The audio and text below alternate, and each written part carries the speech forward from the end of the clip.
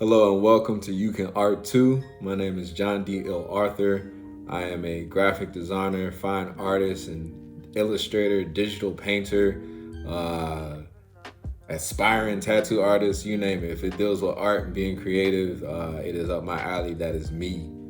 But today, I just wanted to give you a little bit about my channel and then get into this first video, which is me documenting my creative process on working on this woman. I don't even know what to name it. That's how new it is. But I'm just gonna go step by step and invite you guys along in the journey in my studio as I go step by step from concept to just creating this thing to painting it, like all of that. But also what I'll include on this channel is I do artwork with my son, so there'll be kid projects. If I come up with good ideas for projects with my classroom, there'll be high school level art projects to do. If I mess around with my tattoo machines, that might be on here, but primarily it's going to be my digital work and my fine arts work on here, and just me explaining what I'm going through, what I'm thinking about, while I'm doing it, what certain things mean, why I chose to do what I chose to do, all that kind of stuff. Just documenting my journey as an artist and hopefully inspiring you all as well. And then also want to do some type of virtual sipping paints too. But we got time. I'll get into all of that stuff. Just giving you what's on my mind to do, so you can stick around, subscribe for those types of things, right? Yeah.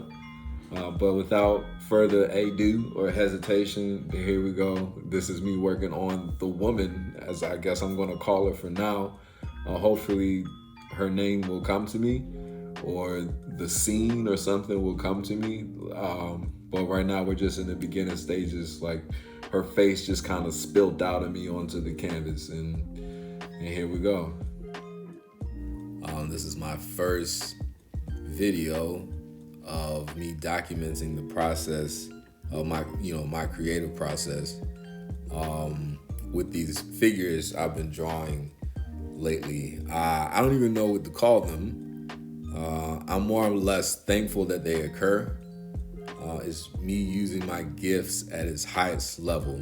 So I'm more or less focused on what I'm doing and feeling and thinking when I create them, so I can continue to replicate the experience and get better and stronger at using my gifts this way, creating things out of thin air. And so it's moving kind of fast, but how this all began is I just stare at the canvas until I see like a dent or a niche or a shadow or a smudge or a weird pattern, just any type of anchor for me to just start to draw a face. And then I'll just continue to build the shapes and build the shapes where things should go until it appears. So it just kind of spills out. And what is so special this time is a woman naturally came out. And I've been trying to do this style with a woman for a very long time. And I would be trying and it would just look horrible. It would look so weird. So the fact that this like naturally flew out of the pencil and everything, I wanted to make this my first piece that I document and show you, what I do from the beginning to the end. If you know me, I don't like painting at all. Like, I hate it so much. I hate teaching painting because of the mess it makes and everything like that. So I am going to paint this. So just know I'm nervous doing it. Just as if you were doing a sip and paint and you don't feel like you're that great, I don't feel like I'm that great at painting.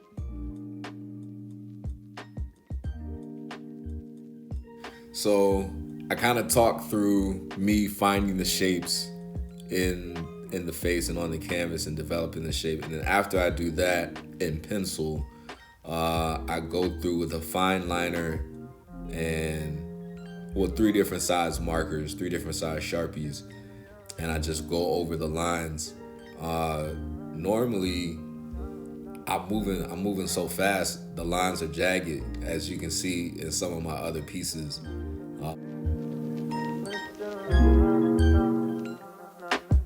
But I've been working really slow lately with these faces or these figures. Like I said, just trying to study and capture what I'm feeling, what I'm doing, so that I can continue to make them, because they're really fun to do.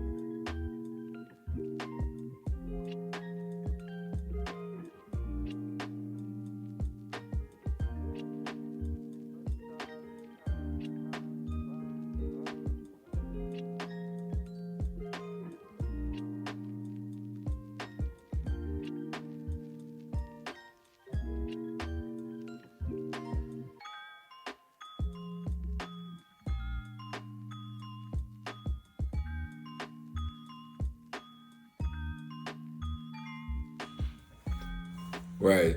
So once I got the outline inked and everything, I was gonna rush into painting, but then I thought to myself, you want this to be like perfect. Like, not, I know nothing can be perfect, but I just don't want to mess this up, because like I said, this has never happened before where I just naturally drew a woman. So I don't want to I don't want to mess it up. This is going to be on someone's wall. Like, that's how I feel about it.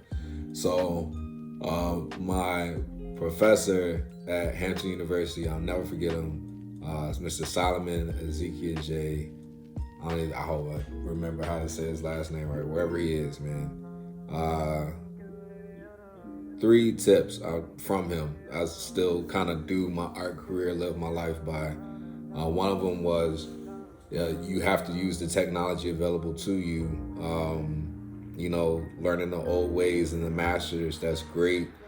But, technology progresses for a reason, and you should take advantage of it for your art. And so that's what I did. So what you're gonna see now is me using Procreate, which is the program that I use for my digital portraits, for my children's book illustrations, all that stuff. So I'm going to paint it where I feel most comfortable, which is in Procreate. I'm gonna paint it in Procreate, and then paint it in real life. Right. All right, so now we're in Procreate. All I'm doing is matching. I'm using the technical pen. I'm only using a technical pen. I like the technical pen because I can get 3 different strokes according to my hand pressure. But yeah, I get super into the details. I'm making sure everything is perfect and lined up, because when I go to autofill the colors in, if I choose to do that, Everything has to be connected, otherwise the color will go everywhere. But again, getting back to the technical pens, I'm just adjusting the weight of the pen stroke as I go, and I'm matching up the markers that I use, because if I use a thin marker, I'm going to use a thin liner or use a low stroke on it. If I have a bold line, it's higher. But I'm just remembering the markers that I used and matching them up with the size of the technical pen in Procreate. And I'm also doing the thing where if you draw a line and hold down the Apple Pencil, I'm using an iPad Apple Pencil, it will like snap the line or snap the shape to you, to what you want it to be. So that's how I'm keeping everything so straight, because I took the time to use a ruler in real life or in the real drawing. So I want to make sure everything in Procreate is close to the actual drawing as possible, so whatever creative decisions I make, I know I'll be able to replicate them, and I'll know that they'll look good on the canvas.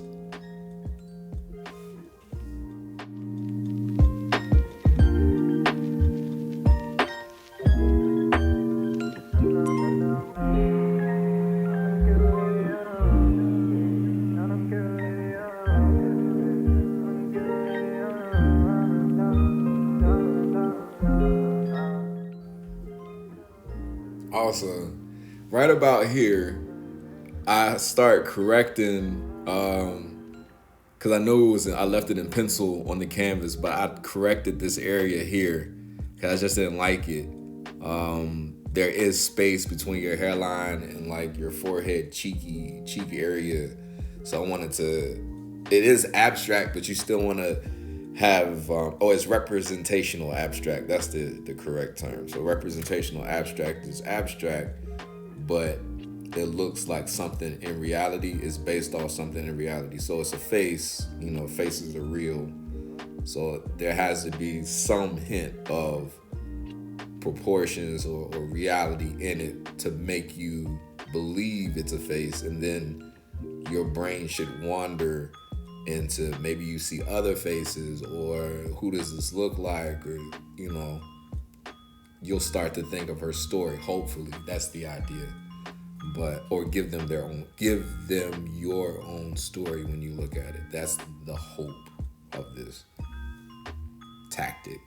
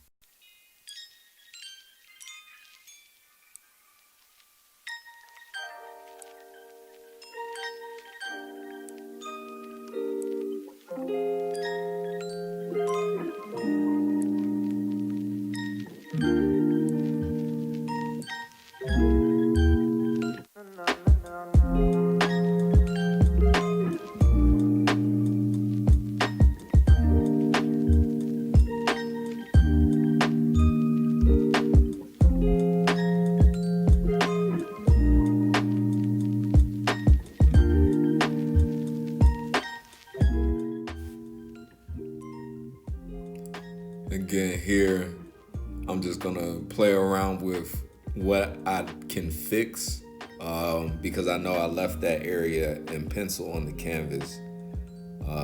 Just trying to decide what the best course of action is, what looks good.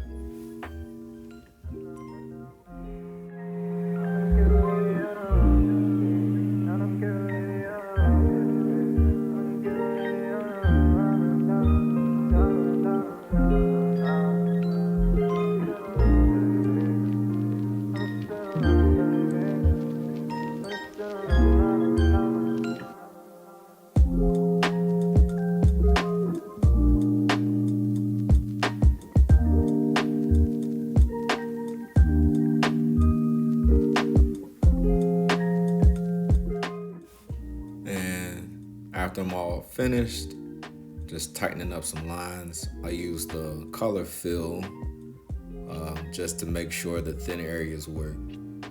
But next episode, I'm going to be painting. Well, I'll be Procreate painting, and I'll show you what I do with the actual paint palette that I'm.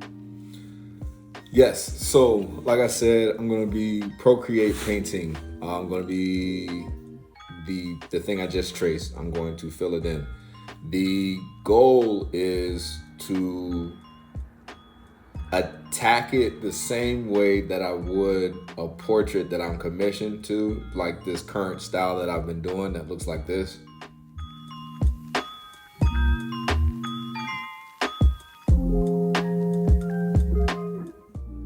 But I have to remain conscious that I don't have that many brushes. I don't have that many brushes. Like in Procreate, you can do as many things as the brushes allow you to do. In real life, you can do that, but it's the technical ability is what determines what it looks like on the canvas, right? So I have to remain conscious that I'm not going to be able to do certain things in real life that I can do in Procreate. So I'm probably going to stick to like the flat brushes, the dry brush, acrylic, oil, those. And I know I have those.